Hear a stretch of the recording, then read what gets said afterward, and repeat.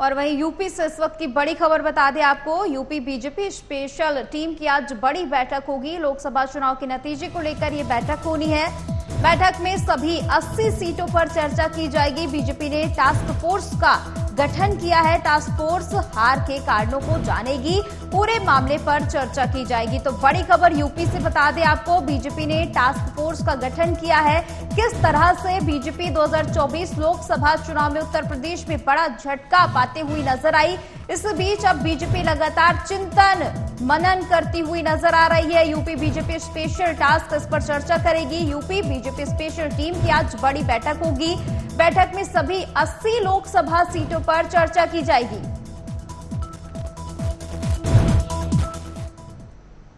इस पर ज्यादा जानकारी के लिए संवाददाता सिद्धार्थ प्रताप सिंह जुड़ चुके हैं। सिद्धार्थ, जिस तरह से उत्तर प्रदेश में बीजेपी को बड़ा झटका लगा, तमाम ऐसी सीटें जिसके बारे में कल्पना नहीं की गई थी, अब उन पर चिंतन किया जा रहा है, और क्या कुछ जानकारी है बैठक को लेकर? देखिए नेहा, चिंतन बैठक का दौर अब शुरू हो चुका है बीजेपी में। उत्तर प्रदेश के लोकसभा के चुनाव का, उत्तर प्रदेश में जिस तरीके से लोकसभा चुनाव में बीजेपी को हार का सामना करना पड़ा, ये कहीं ना कहीं अप्रत्याशित था बीजेपी के लिए भी। और खासकर बीजेपी जहां 70+ की बात कर रही थी, वहां पर इतनी कम सीटें आई, तो कहीं ना कहीं इसको लेकर बीजेपी ने अब आत्ममंथन करना शुरू कर दिया। और इसी के तहत अब लोकसभा चुनाव में जमीनी पड़ताल के लिए भाजपा ने एक स्पेशल टीम की बैठक आज बुलाई है। और भाजपा मुख्यालय पर बीजेपी टास्क फोर्स की बैठक होगी, जिसमें सभी 80 लोकसभा सीटों के हिसाब से 2-2 लोकसभा क्षेत्र में एक टीम बनाई जाएगी। जो एक टीम में 2 सदस्य होंगे, ये सदस्य प्रदेश के पदाधिकारी होंगे या पूर्व विधायक होंगे, पूर्व मंत्री होंगे। तो 15 जून तक लोकसभा क्षेत्र में जाकर टीम के हार के कारणों का कारण जानेगी कि बीजेपी इतनी बुरी तरीके से क्यों हारी, इसका क्या कारण था। यूपी बीजेपी 80 पदाधिकारियों नेताओं की टास्क फोर्स बनाई है हार के कारणों को जानने के लिए। तो टास्क फोर्स का गठन किया गया। जी देखिए, एक चीज सबसे महत्वपूर्ण है, जो सूत्रों के हवाले से खबर निकलकर सामने आ रही है।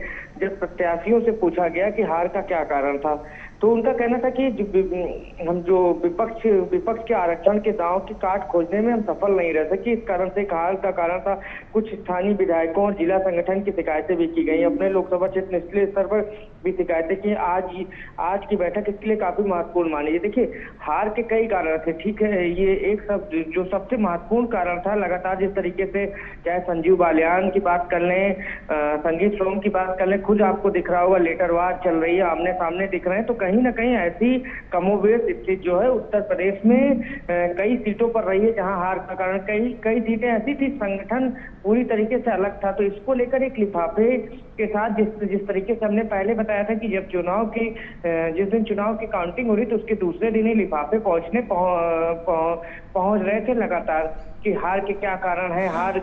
कई सांसदों ने यहाँ तक बताया कि संगठन के कई बड़े नेता हैं, वो हमारे जिले के, वो लगातार प्रचार प्रसार में सहयोग नहीं कर रहे थे। कई पूर्व विधायकों की शिकायत की गई। तो कहीं ना कहीं शिकायतों का अंबार सा लग गया।